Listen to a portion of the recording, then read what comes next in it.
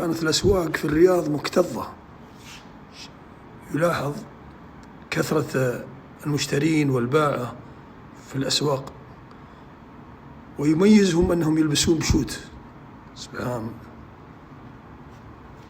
هذا الشارع الرئيسي بحي المرقب، طبعا هذا خارج سور الرياض، صورة قديمة. الله أكبر على الطفل الحين شايب.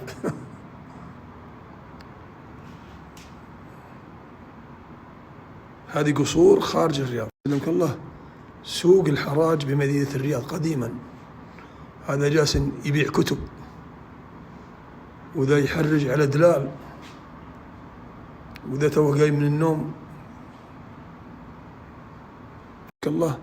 سوق الحراج والجامع الكبير والأسواق والمحلات المحيطة بالقصر والمحيطة بالمسجد الجامع،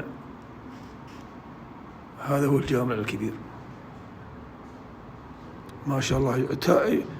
يلاحظ الاكتظاظ والازدحام، كذلك يلاحظ أن الجميع الموجودين يلبسون المشلح أو البشت، نادر ما يلبسون يعني غترة فقط، كلهم لابسين مشالح مثل ما تروا في الصورة. جانب من سوق المقيبرة من عام 1370، والله المستعان.